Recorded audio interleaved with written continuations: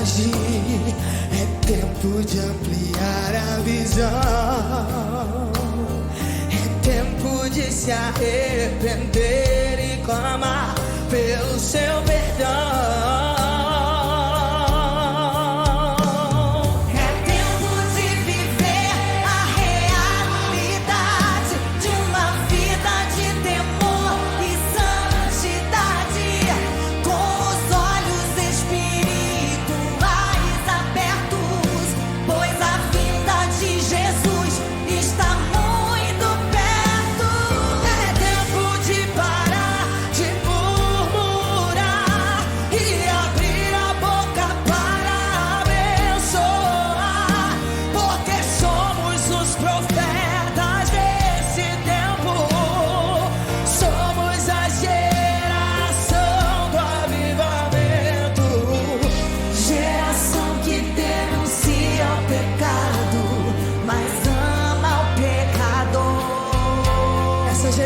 Somos nós, geração que abre mão de tudo por causa do Senhor.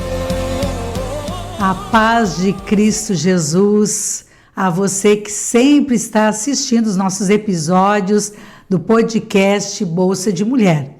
Nós agradecemos, né, Josi, minha companheira, né, de sempre. Infelizmente, sim, a Carol não pôde estar conosco, mas está lá o Maurício nos bastidores, mas que vocês conhecem, que é o nosso psicólogo, né, que já participou de alguns bate-papo.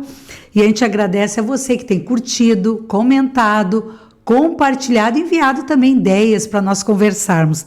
E hoje, gente, estamos tendo o privilégio de receber aqui o nosso deputado estadual, Lisandro Sabino, evangelista da nossa igreja, pregador da palavra, né? Membro ali na nossa igreja de Porto Alegre, né? Uma bênção, né? Ouvi-lo, já esteve algumas vezes aqui em Alvorada pregando, né? É uma pessoa que começou seu ministério lá na adolescência, né, Lisandro? Ele sempre diz que o trabalho profissional dele é ser deputado. Mas, antes de tudo, ele é um servo do Senhor, o qual Deus tem usado no nosso estado. E hoje vamos trazer um assunto, gente, que algumas pessoas já perguntam, querem saber um pouco mais sobre esse assunto. Já tive alguns casais que têm filhos pequenos perguntando também, que é sobre o homeschooling. Opa! Né? E o homeschooling é sobre uma modalidade de ensino domiciliar. Sim. E o que acontece, né, irmão Elisandro? Nós estamos vivendo, assim, momentos muito, eu digo, delicados. Sim. Com relação às escolas, à educação, à questão de alguns assuntos, né, que têm entrado dentro dos colégios, com relação à sexualidade, questões familiares. E os pais se preocupam muito, e nós, inclusive, quando estamos debatendo conversarmos sobre isso, né, nós conversamos, né, um pouco com a Josi, e a Josi realmente disse, eu me preocupo com o Matias, né, o Matias tem 4 anos de idade, né, deputado, eu tenho um neto em idade escolar, né, também nessa faixa etária dos 4 anos, e realmente nós nos preocupamos. E o que os pais querem? Proteger os seus filhos, sim, obviamente. Não querem que seus filhos sejam doutrinados, né? Querem que seus filhos aprendam que a família é a base de todas as coisas, que pai é pai, mãe é mãe, né? Que o Senhor Deus criou todas as coisas, que nos fez homem e mulher, e querem proteger esses filhos. E muitas vezes eles perguntam, Felícia, como é que funciona essa questão do homeschooling? De educar os filhos dentro de casa, né? Será que isso hoje já está liberado para nós fazermos o homeschooling em casa? Não foi liberado ainda? Como é que esse assunto está tramitando com relação a isso? Nós já tivemos um seminário, né, ali na Assembleia Legislativa sobre isso, e foi muito debatido, e foi muito bom e proveitoso, né? E o que o senhor pode trazer para nós dentro desse assunto aos pais que nos assistem, que se preocupam com a educação dos seus filhos? Obrigado, Felícia. Obrigado, Josi, por estar aqui com vocês mais um momento. E esse é um tema que é um tema muito polêmico, né? É verdade. Polêmico, né? Polêmico. Porque, imagina, nós estamos falando de eu pegar o meu filho, minha filha e educar em casa. Ele não vai para a escola, ela não vai para a escola, vai ficar educado em casa. Mediante uma programação, tem toda uma programação, tá, que é estabelecida. Hoje tem associações, aqui inclusive no Rio Grande do Sul, aqui em Porto Alegre, que disponibilizam toda uma cartilha em que os pais podem adotar essa metodologia de ensino em casa e que os filhos vão acabar sendo devidamente alfabetizados, escolarizados e com uma possibilidade de desenvolver as áreas em que ele tem ou ela maior aptidão, né, para ter aí a sua condição de estudo. Agora é importante destacar que, não obstante ser uma modalidade de ensino que Sim. nos países desenvolvidos do mundo é regulamentado, não me causa nenhuma estranheza no Brasil não ser regulamentado.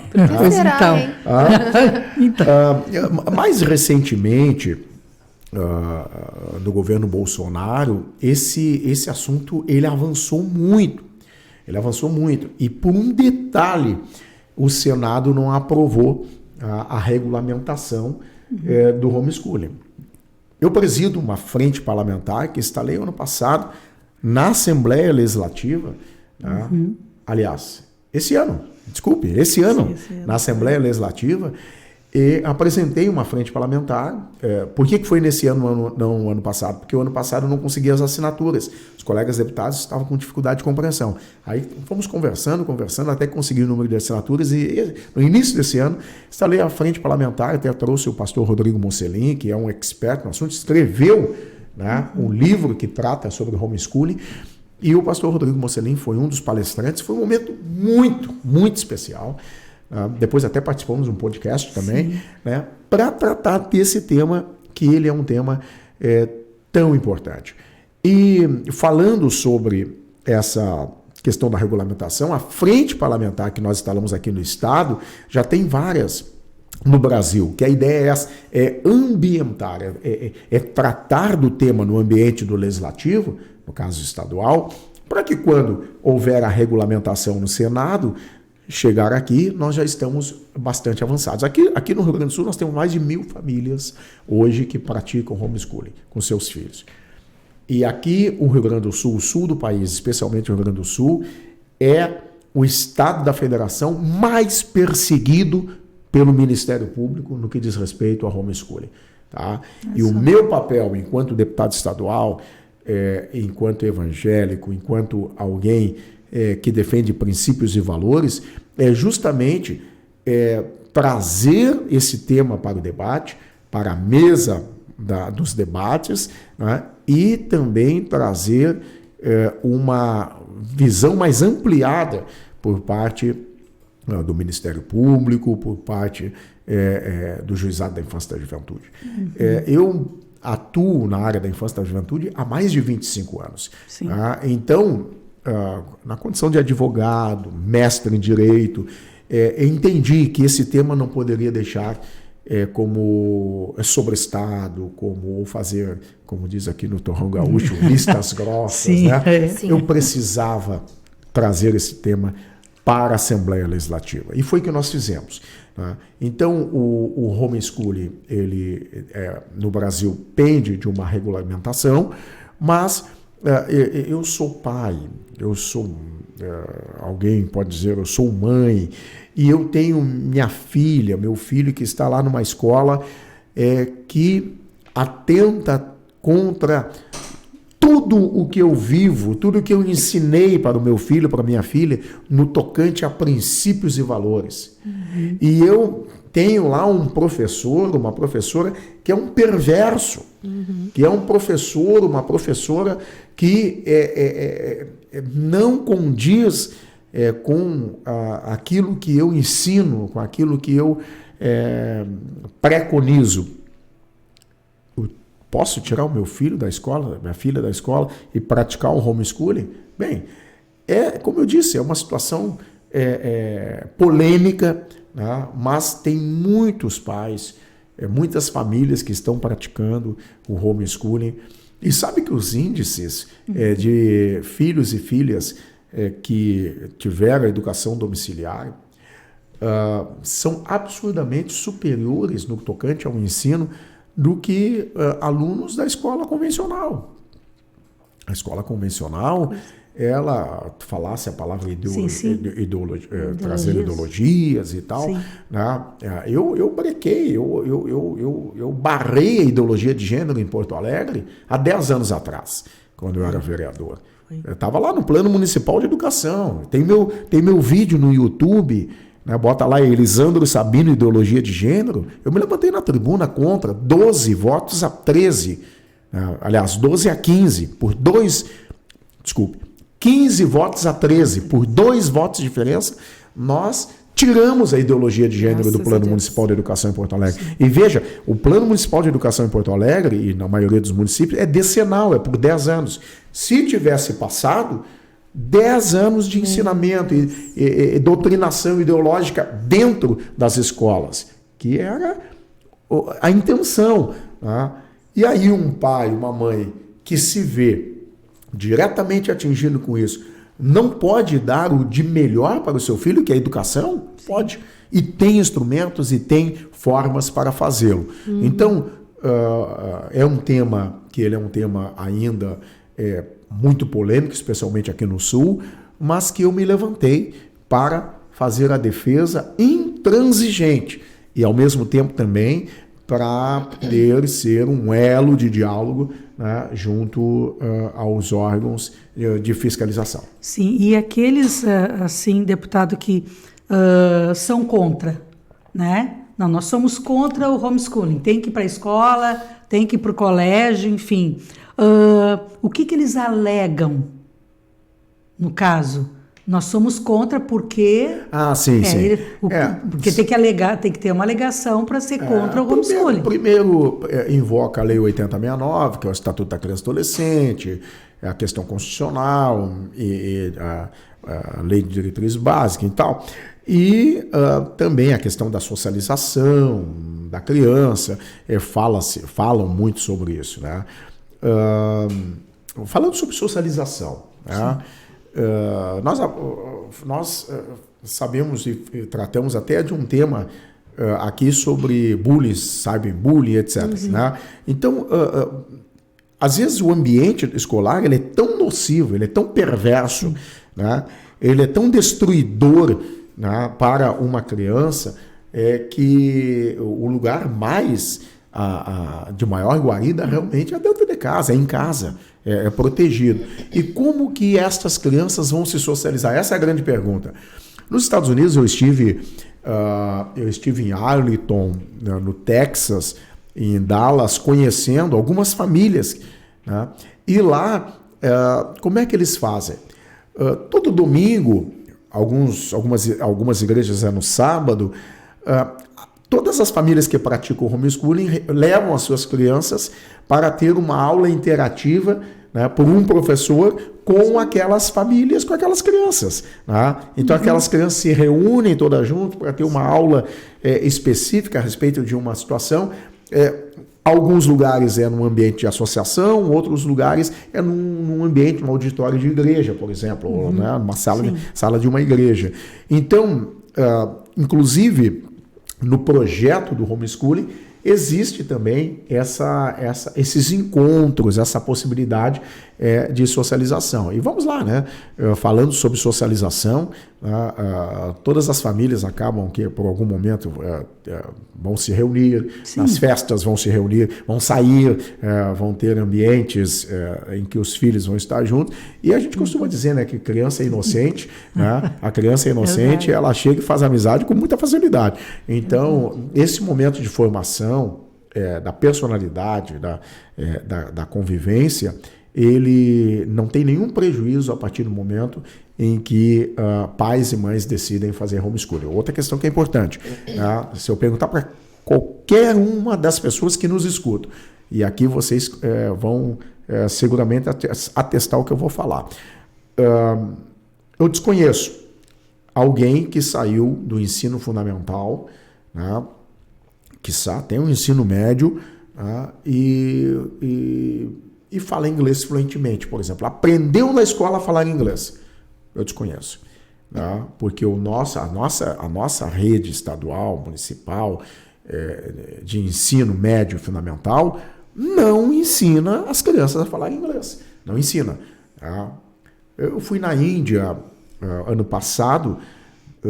Lá os indianos eles têm 27 castas. E todo indiano, independentemente das castas que participa, que os filhos vão para a escola pública, a escola pública tem um critério de ensinamento em que, independentemente da casta que o filho do indiano participa, uma língua obrigatória vai ser o inglês. Ele vai ter que falar inglês, porque os indianos são os maiores exportadores de matemáticos e programadores para o mundo. Como é que vai exportar se não falar inglês, a língua universal? Né? Então a escola tem uma metodologia em que a criança vai sair do ensino primário falando inglês. Aqui nós não temos isso, no Brasil nós não temos. Né? Então, não raras vezes, todas as famílias que eu falei que praticam homeschooling aqui no Brasil, as crianças, quando chegam no nível que seria o ensino médio, saem do ensino fundamental, digamos assim, já estão naquele nível para, se fosse o caso, adentrar no ensino médio, a maioria já é fluente em inglês. Porque há uma visão desses pais que têm uma visão além do seu tempo, né, e uma visão de mundo, né, esses pais focam no ensino do inglês para os seus filhos. E não raras vezes, né, a maioria absoluta dessas crianças que praticam homeschooling falam inglês fluentemente, porque os pais, nesta metodologia, ensinam como a primeira língua, a língua universal, o inglês. Então isso para mim é um exemplo muito claro, muito clássico, né, de quão falível ou quão falida melhor, está a nossa rede de ensino. Sim. Entende? Claro que aqui eu vou abstrair escolas particulares que têm uma metodologia mais aplicada e tudo mais. Né? E que, de novo, o homem médio, né, da nossa sociedade não tem condições de bancar muitas vezes uma escola privada que é de um valor absurdo. Né?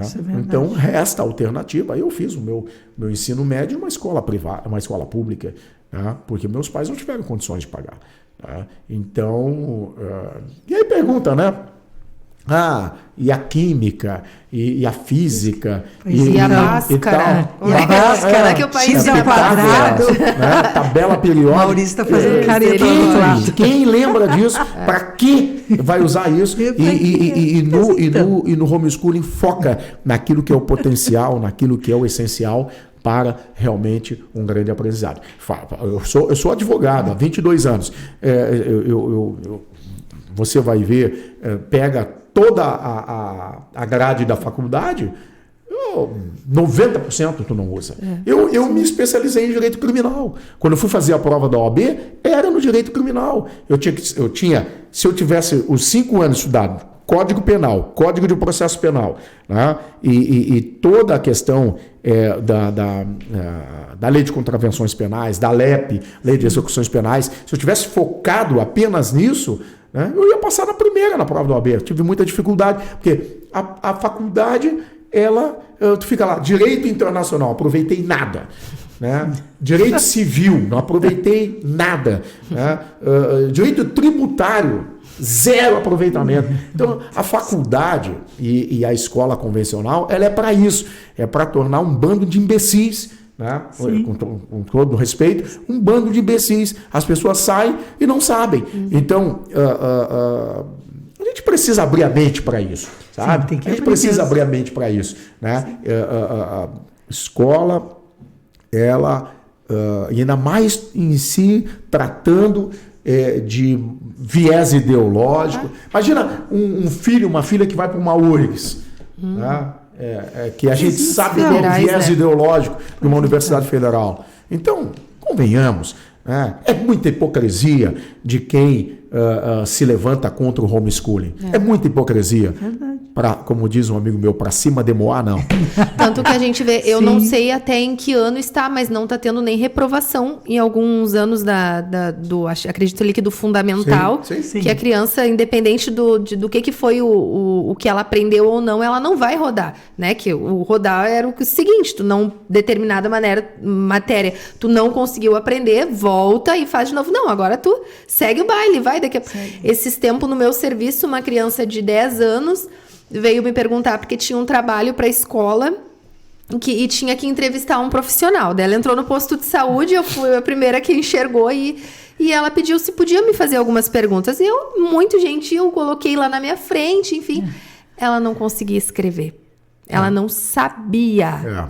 Ela teve muita dificuldade, eu precisei ajudar ela. E aquilo me chocou, porque não é a minha realidade. Há muitos anos que eu passei pela escola e hoje meu filho ainda não está na escola, então eu fiquei chocada que uma criança, se eu não me engano era 4º ano que ela estava, 4º ou 5º ano, era uma criança grande já. E ela não conseguia, e eu precisei ajudar, e eu fiquei impressionada como realmente a nossa ensino tá. Nós temos hoje a questão da inclusão, Feliz, Sim. que é um tema, crianças autistas e tal. Como fazer esse aspecto da inclusão é um aspecto extremamente relevante. Cresce cada vez mais o número de autismo, né, entre crianças e adolescentes. Então, esse é um aspecto também. Então, a questão do homeschooling é um tema alternativo, que quem quiser optar deve ter a faculdade. Né? Ninguém está obrigando ninguém a nada. Sim. Mas se eu tenho um desejo desta prática, então que seja facultativo. Então, essa é a nossa defesa. Outro aspecto. Se Einstein, o gênio da matemática, estivesse hoje como uma criança na escola, ele seria talvez identificado com TDAH ou autismo. Né? Porque Einstein, ele não passava, ele reprovava, ele incomodava, ele era um aluno problema, né? Se tornou o gênio da matemática. E foi homeschooling. Também. Né? Então, ele foi ensinado em casa.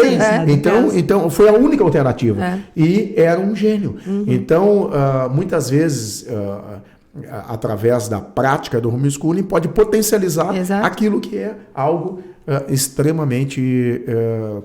verdadeiramente o ponto forte desta criança e desse adolescente. E como é que é a validação desse ensino? Por exemplo, o pai que resolveu ali fazer o homeschooling. Como que é feita a certificação dessa criança, o histórico escolar que ela um dia vai... Aí tem todo um critério de reconhecimento que tem funcionado, viu, Josi? Tem funcionado, né? Há uma resistência, etc, tal, mas lá na frente... Né, prova que houve tem crianças que estão... tem jovens que hoje estão cursando faculdade, que nunca estudaram em escola estadual nem fundamental. Eles já estão cursando faculdade. Famílias que a gente conhece. Aí tem um processo que quem realmente quer se submeter a essa prática precisa buscar. Claro. Nós podemos até ajudar na orientação. Que bom.